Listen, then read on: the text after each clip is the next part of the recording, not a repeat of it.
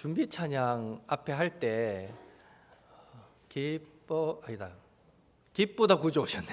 기쁘다 구주 오셨네. 이 찬양을 부르는데 제가 딱 들었던 생각이 뭔가 하면, 야, 평소에 이 표정 관리를 내가 잘해야 되겠다. 저부터 이런 생각이 들었어요.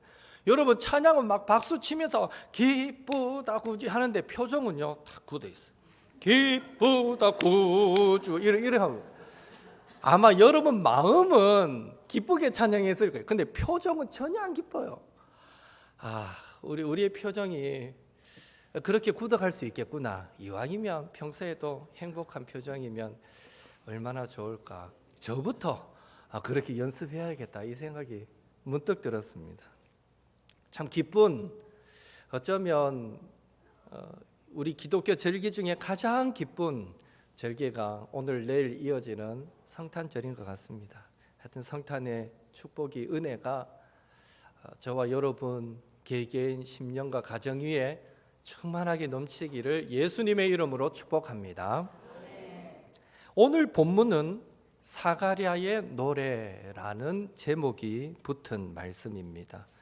세례 요한의 아버지 사가랴가 예언하는 장면을 기록하고 있습니다. 사가랴가 오늘 본문을 예언하기까지는 그는 놀라운 하나님의 권능을, 은혜를 체험했음을 우리는 누가복음 1장 전체를 읽지 않았지만 1장 말씀을 통해 알게 됩니다.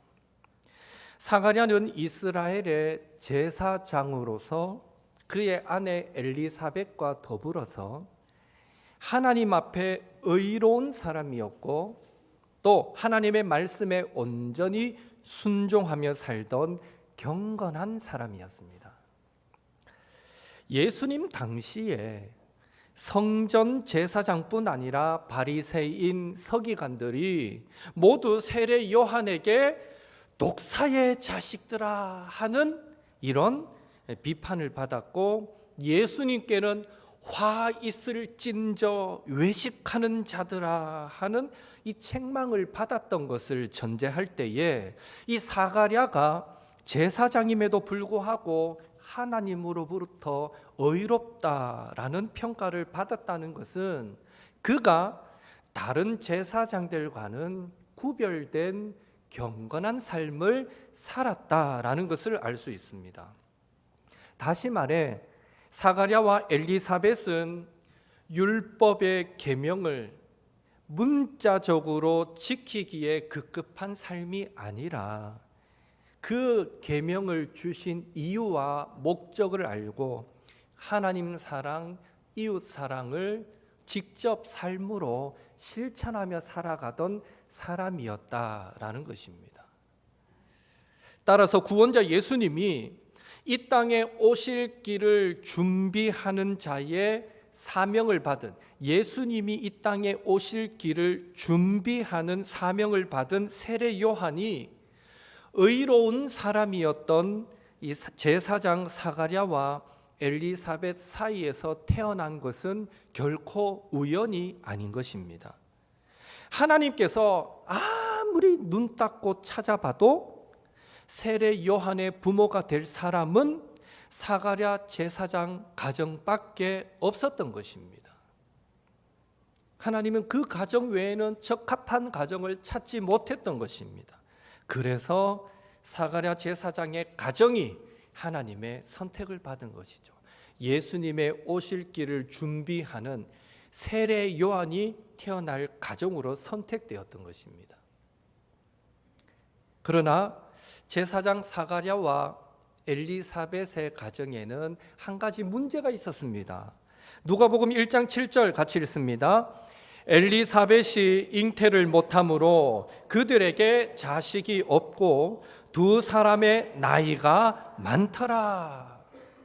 사가랴 제사장의 가정은 불임 가정이었습니다. 심지어 지금 두 사람은 나이가 많아 자녀를 가질 수도 없는 상황이었습니다. 그런데 놀랍게도 하루는 정해진 순서에 따라서 사가랴가 성전에서 제사장의 직무를 감당하고 있을 때에 천사가 나타나더니 그에게 네가 아이를 얻게 될 것이고 그 아이의 이름을 요한이라고 지어라 라는 명령을 받게 됩니다. 사가랴는 그 천사의 말을 들었을 때 의심하게 됩니다. 생각해 보면요, 저라도 의심이 일어나겠어요. 이미 불임 가정으로 이때까지 자녀가 없었고 이제 나이가 많아요. 늙었어요. 더 이상 자녀를 생산할 수 없는데 뜬금없이 천사가 나타나더니 아이를 낳을 텐데 이름을 요한이라 해라 하니 이게 어떻게 믿음이 갑니까? 사가랴는 천사의 말을 자신의 현실을 생각하면서 천사의 말을 의심하게 되었고 그 의심함으로 인해서 천사는 아이가 태어날 때까지 너는 말 못하게 될 것이다. 그래서 그 순간 벙어리가 됩니다. 그리고 중요한 사실은 그 일이 있은 후로 실제로 사가랴의 아내 그 늙은 엘리사벳이 천사의 말대로 임신하게 되었던 것이죠. 정말 그 가정에 놀라운 기적이 일어났던 것입니다. 기적이 일어났어요. 여러분, 하나님께서 구원자 아기 예수님의 오실 길을 준비할 사람으로 세례 요한이 이 땅에 태어나게 하실 때에 불임 가정에 그것도 나이가 많아 더 이상 임신할 수 없는 사가랴 제사장 가정을 선택하셨다라는 사실이 조금 극단적이다라는 생각이 들지 않습니까? 당시 젊은 제사장 가정도 얼마든지 있었을 텐데 왜 하필이면 불임 가정을 택하시고 또 늙은 사가랴 제사장 가정을 택하셨는가? 그러나 하나님의 일하심이 극단적으로 보이기 때문에 우리가 얻는 교훈이 하나가 있는데 그것은 하나님은 어떤 일을 행하실 때에 현실의 상황보다도 그 사람의 믿음, 그 사람의 경건을 더 우선적으로 여기신다는 것입니다. 그래서 하나님의 눈에 사가랴와 엘리사벳만큼 의롭고 경건한 자가 없었기에 하나님은 그들을 택하셔서 임신할 수 없는 그들에게 임신할 수 있는 기적을 베푸시면서까지 세례 요한이 그 가정에 태어나게 만드신 것입니다. 세상은 먼저 그 사람의 현실 상황을 계산하고 일을 시작하지만 하나님은 먼저 그 사람의 믿음을 보시고 일을 시작하십니다. 세상은 그 사람의 현실 상황이 좋지 못하면 그 일을 끝내버리지만 하나님은 그 사람의 믿음이 좋으면 그 사람의 한계를 초월시키는 기적을 베푸셔서라도 그 일을 반드시 이루시는 것입니다. 오늘날 우리의 삶에 때때로 닥쳐오는 많은 어려움들을 두고 현실은 불가능하다라고 말할 때가 많지만 하나님은 믿고 의지하는 자에게는 넘지 못할 산이 없다라고 말씀하십니다. 우리가 결심하여 행하려고 하는 일들을 두고 현실은 안 돼라고 말할 때가 많지만 하나님은 믿고 의지하는 자에게는 합력하여 선이 된다라고 말씀하십니다. 우리도 사가랴와 엘리사벳처럼 의롭고 경건한 믿음의 삶을 살아서 믿음으로 사는 자는 하늘 위로 받겠네. 무슨 일을 만나든지 만사 형통하리라. 무슨 일을 만나든지 만사 형통하리라. 엘리사벳처럼 사가랴처럼 의롭고 경건한 믿음의 삶을 살아서 하나님께서 행하시려는 일에 현실을 초월한 기적의 주인공으로 쓰임받게 되시기를 믿고 의지하는 자에게 불가능함이 없도록 역사하시는 하나님의 기적을 경험하시는 우리 옥토의 성도님들 되시기를 예수님의 이름으로 축원합니다. 그렇게 사가랴의 아내 엘리사벳이 임신한 후에 6개월이 지나서 예수님을 잉태한 마리아가 이 사가랴의 집을 방문하게 되죠. 마리아가 방문하자 사가랴의 아내 엘리사벳의 그녀의 뱃속에 있던 6개월 된 그 태아가 뱃속에서 막 춤을 추었다라고 성경에서 기록합니다. 막 뛰어놀더라. 예수님을 잉태한 마리아가 오자 그 뱃속의 아이가 뛰어놀더라라고 기록되어 있고요. 그것을 엘리사벳은 경험하죠. 막 뱃속에서 아기가 뛰는 것 같은 것을 경험합니다. 더불어 하나님의 영 성령님이 그 엘리사벳 그녀 위에 충만하게 임하게 되어서 이 엘리사벳이 큰 소리로 예언하듯이 마리아와 그 복중의 태아인 예수님을 향해 축복하고 찬양하는 모습도 남편 사가랴는 곁에서 지켜보게 됩니다. 이 일도 사가랴 제사장에게는 정말 놀라운 체험이었을 것입니다. 평소와 달리 성령으로 충만해져서 예언하듯 찬양하는 그 아내의 모습이 얼마나 그에게 놀랍게 다가왔겠습니까? 이것도 일종의 사가랴에게는 또 다른 체험인 것이죠. 그 후로 4개월이 지나 드디어 엘리사벳 뱃속에서 10달을 채운 세례 요한이 출생하게 되고 늙은 사가랴와 엘리사벳이 아들을 낳았다 하는 소식에 친척과 이웃들이 찾아와 함께 축하해주고 기뻐하게 됩니다. 그리고 아이가 태어나서 8일이 되어서 할례를 하고, 할례는 오늘날로 치면 포경수술이죠. 세 가족이 있어서 설명해 드리는 겁니다. 할례를 행하게 되고 아이의 이름을 지으려고 할 때에 친척들은 그 아이의 이름을 아버지 이름을 따서 사가랴로 짓자라고 제안했지만 이 엘리사벳은 그렇게 하지 맙시다. 이 아이의 이름을 요한이라고 지읍시다라고 제안했고, 그러자 친척들이 우리 가문에 이때까지 요한이라는 이름을 써본 적이 없는데 무슨 뜬금없이 요한이라고 짓자고 하느냐, 남편한테 물어보자 하고 그 남편 사가랴에게 이 아이의 이름을 어떻게 지으면 좋겠느냐 했을 때 아직까지 말을 못하던 사가랴가 적을 것을 달라고 해서 서판에다가 요한이라고 이름을 적는 순간 1년 동안, 지난 1년 동안 처음에 아이를 얻게 될 것이다 했던 말을 의심했다가 천사로부터 말 못하는 벌을 받았는데, 지난 1년 동안 말 못하던 사가랴가 칠판에다가 요한이라고 쓰는 순간 그 입이 풀어져서 드디어 말을 하게 되었고요.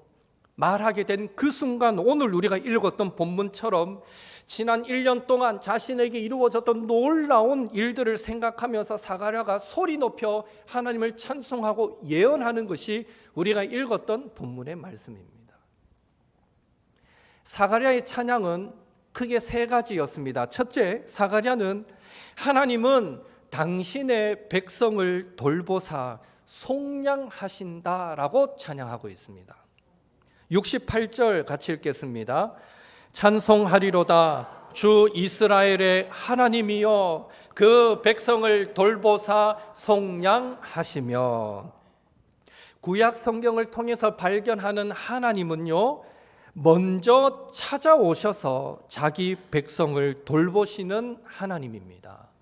아브라함도 야곱도 요셉도 모세도 다윗도 성경에 하나님 앞에 귀하게 쓰임받아 사용되었던 어떤 누구도 모두 먼저 하나님이 그들을 찾아가셔서 그들을 믿음의 조상으로 만드셨고 그들을 민족의 지도자로 세워주셨던 것입니다.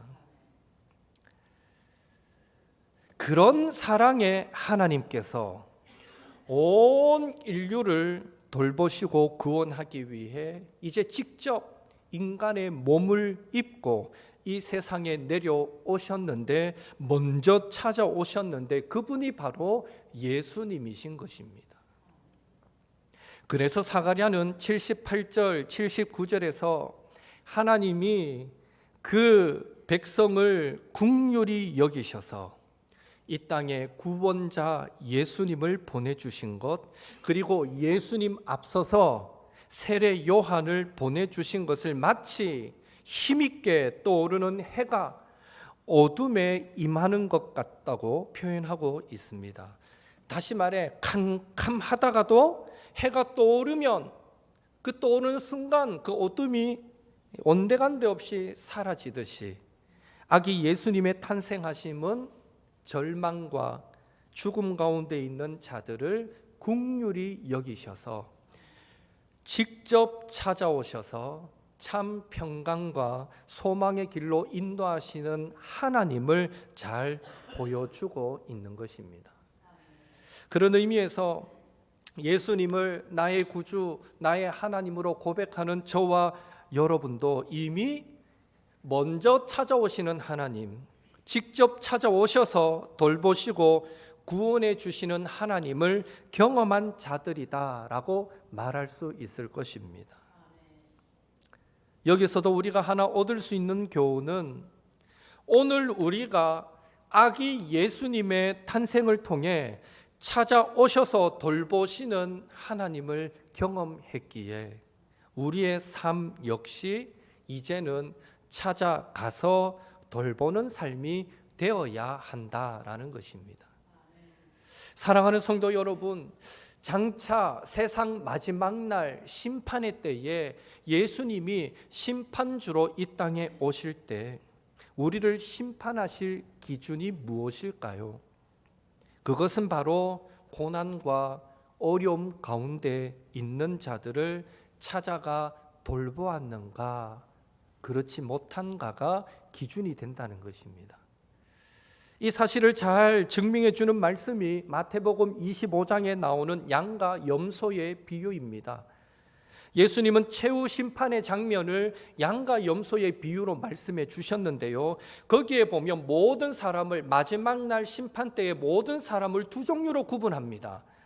양으로 분류되어서 영생 천국에 들어갈 자들과 염소로 분류되어서 영벌 지옥에 들어갈 자들입니다. 이것을 결정하실 때 주님은 뭐라 말씀하시나 하면 형제 중에 지극히 작은 자 한 사람이 줄이고 목마르고 헐벗고 병들고 옥에 갇힐 때에 그들을 돌아보았는지 그렇게 하지 않았는지 바로 그것으로 결정하신다라고 말씀하시면서 지극히 작은 자 한 사람에게 한 것이 곧 나에게 한 것이다 라고 말씀하셨던 것입니다. 그래서 야고보 사도는 하나님께서 원하시는 경건, 참된 신앙을 이렇게 정의했습니다. 야고보서 1장 27절 같이 읽습니다. 하나님 아버지 앞에서 정결하고 더러움이 없는 경건은 곧 고아와 과부를 그 환난 중에 돌보고 또 자기를 지켜 세속에 물들지 아니하는 그것이니라. 아멘. 고아와 과부, 가난하고 소외된 자들, 고난과 어려움에 처한 자들, 근심, 걱정, 염려에 사로잡힌 자들을 돌아보지 않는 자들의 그 신앙을 주님은 인정하지 못하겠다라고 말씀하고 계십니다. 바라기는 저와 여러분의 궁극적인 신앙의 목표가 예수님 닮는 거 아닙니까?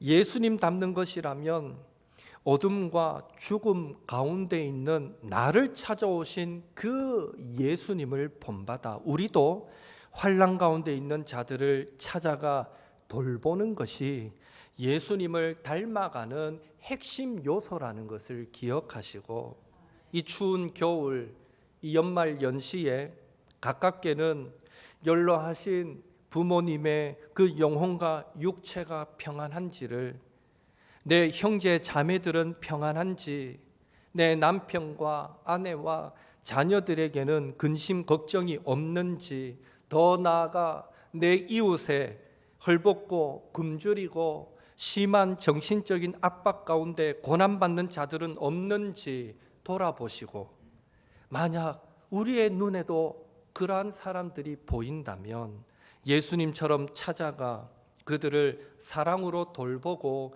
섬기는 일을 결코 소홀히 하지 않으시는 우리 모든 옥토의 성도님들 되시기를 예수님의 이름으로 축원합니다.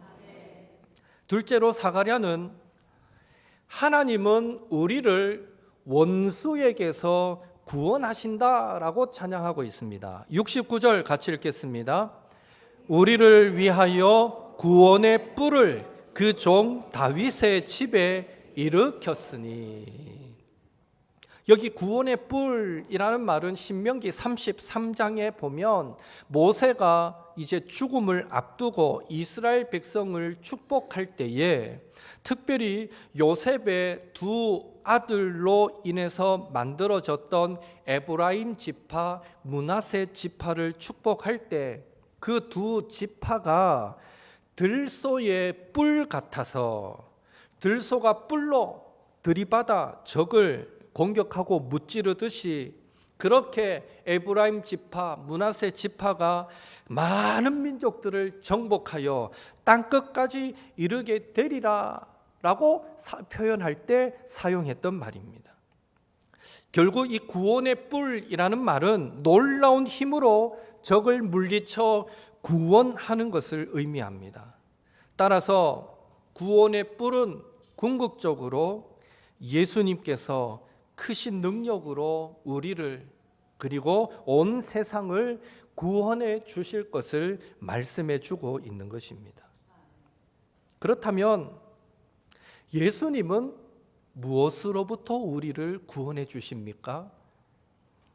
사가랴 제사장은 71절에서 예수님께서는 우리를 우리 원수에게서와 우리를 미워하는 모든 자의 손에서 구원하신다 하고 찬양하고 있습니다. 여기에 원수는 누구를 가리킬까요? 누가복음에서 원수가 되는 인물들은 다양하게 등장하는데요. 첫째로 누가복음이 말하는 원수란 말 그대로 나를 괴롭히는 사람들을 의미합니다.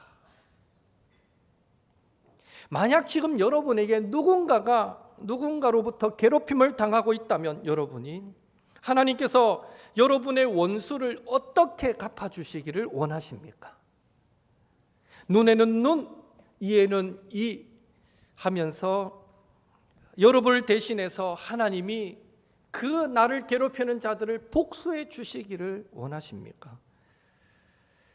만약 그러기를 원하신다면 우리는 이내 실망하고 말 것입니다.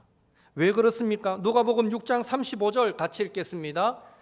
오직 너희는 원수를 사랑하고 선대하며 아무것도 바라지 말고 구워주라. 그리하면 너희 상이 클 것이요 또 지극히 높으신 이의 아들이 되리니 그는 은혜를 모르는 자와 악한 자에게도 인자하시느니라. 아멘. 예수님은 하나님께서 은혜를 모르는 자와 악한 자에게까지도 인자하시니까 우리의 원수를 사랑하고 우리를 미워하는 자를 선대하며 그러면 지극히 높으신 이의 자녀가 될 것이다 라고 말씀하셨던 것입니다. 이러한 사실에서 우리가 기억할 것은 우리가 믿는 하나님은 우리를 위해 일하시는 폭력배나 청부업자가 아니라는 것입니다. 바라기는 하나님은 우리가 나를 괴롭히는 자들을 사랑함으로 그들의 머리에 숯불을 얹는 방식으로 원수 갚기를 원하신다라는 사실을 기억하시고 그런 의미에서 하나님께서 원수로부터 우리를 구원해 주신다라는 것은 그것은 곧 사랑할 수 없는 우리를 사랑할 수 있도록 성령으로 충만하게 은혜 베풀어 주신다라는 것임을 기억하셔서 저와 여러분이 날마다 성령 충만함으로 우리의 삶 가운데 선으로 악을 이기는 열매들이 풍성하게 되기를 예수님의 이름으로 축원합니다. 둘째로 누가복음이 말하는 원수란 말 그대로 영적인 원수인 사탄을 의미합니다. 누가복음 10장 17절에서 19절 같이 읽겠습니다. 70인이 기뻐하며 돌아와 이르되 주여 주의 이름이면 귀신들도 우리에게 항복하더이다. 예수께서 이르시되 사탄이 하늘로부터 번개같이 떨어지는 것을 내가 보았노라. 내가 너희에게 뱀과 전갈을 밟으며 원수의 모든 능력을 제어할 권능을 주었으니 너희를 해칠 자가 결코 없으리라. 아멘. 여기에 보면 예수님은 사탄을 원수라는 말로 표현하고 있습니다. 이뿐 아니라 마태복음 13장에 보면 가라지의 비유가 나오는데 그 가라지의 비유를 해설하시면서 몰래 가라지를 덧뿌리고 간 원수를 사탄이라고 예수님은 해석하십니다. 따라서 하나님께서 우리를 원수로부터 구원하신다라는 것은 바로 악의 세력 사탄으로부터 우리를 구원하신다라는 의미가 됩니다. 이것을 구체적으로 실천하신 예가 바로 병자들을 치유하시고 귀신들을 쫓아내신 사건일 것입니다.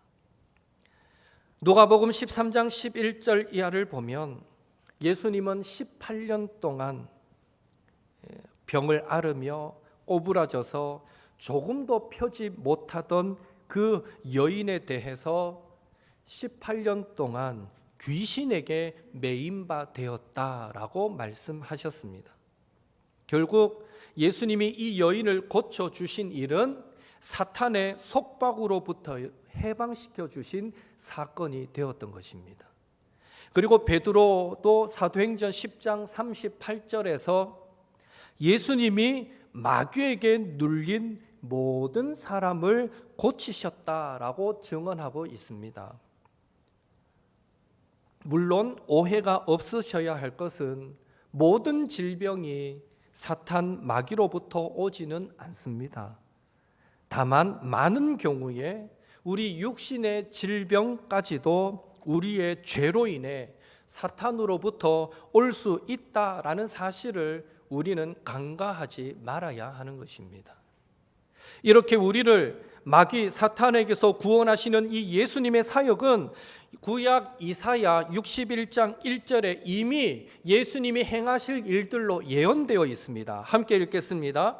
주 여호와의 영이 내게 내리셨으니 이는 여호와께서 내게 기름을 부으사 가난한 자에게 아름다운 소식을 전하게 하려 하심이라. 나를 보내사 마음이 상한 자를 고치며 포로된 자에게 자유를, 갇힌 자에게 노임을 선포하며. 예수님은 마음이 상한 자를 고치고 포로된 자에게 자유를 주시고 갇힌 자에게 노임을 선포하는 일이 자신의 사역임을 아셨기에 누가복음 4장 16절 이하에 보면 처음 이제 공적인 사역을 시작하시면서 고향 나사렛 회당에 들어가셔서 처음으로 읽으셨던 말씀이 바로 이 이사야 61장 1절의 말씀이었습니다. 사실 예수님은 한 번도 감옥에 갇힌 자나 포로된 자를 자유케 하신 적이 없습니다. 오히려 사탄에게 매이고 귀신에게 눌려서 질병과 죄에서 신음하는 자들을 자유하게 만드셨습니다. 그런 의미에서 포로된 자, 눈먼 자, 눌린 자를 자유케 하시는 예수님의 사역은 사탄에게 매여서 죄와 질병 가운데 있는 우리를 구원하시는 일임을 알 수 있는 것입니다. 당시에 많은 사람이 정치적인 메시아를 기대하고 로마로부터의 해방을 기대했을 때 예수님은 영광스럽고 능력 넘쳐 보이는 그 정치적인 영웅의 길이 아니라 고난의 길, 십자가의 길을 가심으로 죄에 매여 사탄에게 종로를 타는 그 인간들의 영혼 구원을 이루셨던 것입니다.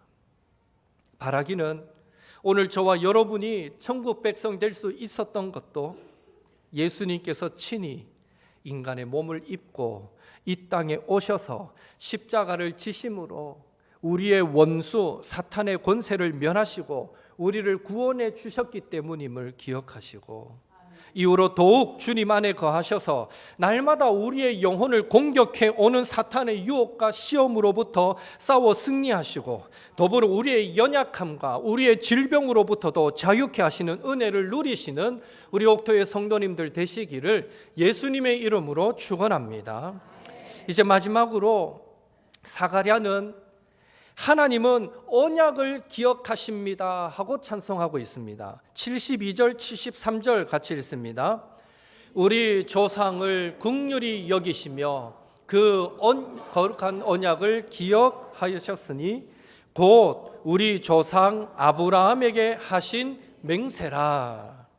사가랴는 하나님께서 세례 요한을 자신의 가정에 먼저 보내주시고 이내 예수님을 이 땅에 보내주신 그 구원의 역사는 하나님이 이스라엘의 그 믿음의 조상들과 맺은 언약, 약속을 기억하시고 신실하게 지키심으로 가능했다라고 고백하고 있는 것입니다.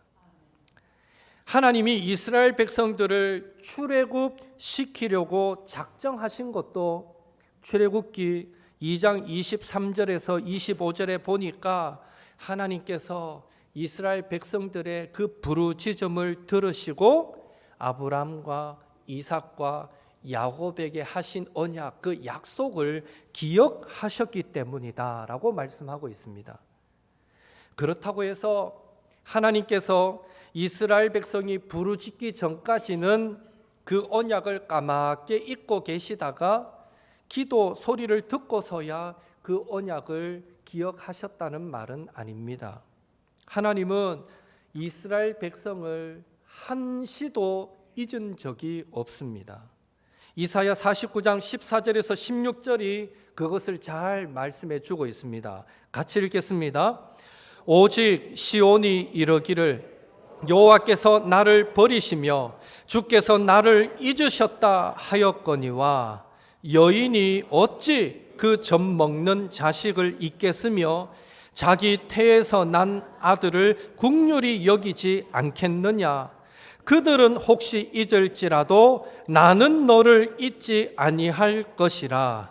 내가 너를 내 손바닥에 새겼고 너의 성벽이 항상 내 앞에 있나니. 무슨 말입니까? 사람은 하나님을 잊어버릴 수 있다는 거예요. 그러나 하나님은 여인이 젖 먹는 자식을 잊지 못하는 것처럼 우리를 잊지 않으신다는 것입니다. 심지어 우리의 이름을 하나님의 손바닥에 새겨 놓았대요. 다른 말로 표현하면 지워지지 않도록 하나님의 손바닥에 우리의 이름을 문신했다는 것입니다. 따라서 하나님께서 약속을 기억하신다라는 이 말씀은 하나님의 정하신 구원의 때가 되면 하나님께서 우리를 절망적이고 고통스러운 상황에서 구출하여 우리에게 새 희망과 기쁨과 소망을 주신다는 그런 말씀이 되는 것입니다. 그런 의미에서 약 2000년 전 아기 예수님의 탄생은 구원자를 보내주시겠다고 하신 약속을 신실하게 지키시는 하나님을 잘 보여주고 있습니다. 그리고 하나님께서 아기 예수님을 이 땅에 보내주셨다라는 것은 오늘날에도 하나님은 한시도 자기 백성을 잊지 않으시고 우리의 기도 소리를 듣고 계시고 우리를 기억하고 계시다가 정하신 때가 되면 구원을 허락해 주신다라는 의미가 되는 것입니다. 혹 오늘 여러 가지 근심, 걱정, 어려움으로 인해서 남몰래 눈물 흘리고 계신 성도님들이 우리 가운데 계시지는 않습니까? 그렇다면 하나님의 선하심과 신실하심을 믿으시고 우리를 향한 구원의 때가 정해져 있다라는 사실도 믿으셔서 반드시 우리를 책임져 주시고 79절 말씀처럼 우리의 발을 평강의 길로 인도하실 그 하나님께 기도하기를 쉬지 않으며 더욱 하나님만을 의지하며 살아가시는 우리 옥토의 모든 성도님들 되시기를 예수님의 이름으로 축원합니다.